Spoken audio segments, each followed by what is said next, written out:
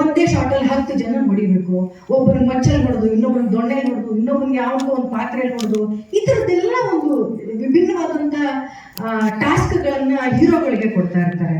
ಅದನ್ನ ಒಬ್ಬ ಫೈಟರ್ಗೂ ಕೂಡ ಯಾವುದೇ ರೀತಿ ನೋವಾಗದೇ ಇದ್ದ ಹಾಗೆ ಆಕ್ಟ್ ಮಾಡದಂತ 3 ಕಲಾವಿದರನ್ನ ನಾನು ನೋಡಿದ್ದು. ಒಬ್ಬರು ಮೊದಲಿಗರು, ಅದು ಟೈಗರ್ ಪ್ರಭಾಕರ್ ಅವರು.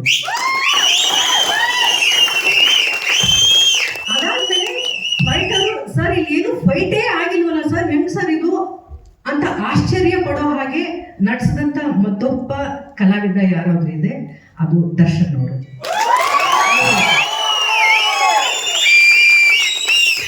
ನಾನು ಈ ಸಿನಿಮಾದಲ್ಲಿ ಫೈಟರ್ಸ್ಗಳನ್ನ ನೋಡ್ತಾ ಇದ್ರೆ ನಿಜವಾಗ್ಲೂ ಅವ್ರು ಫೈಟ್ ಮಾಡಿದ್ರೆ ನೆಲದ ಮೇಲಿರೋ ಧೂಳೆಲ್ಲ ಎದ್ದು ಬರ್ತಾ ಇತ್ತು.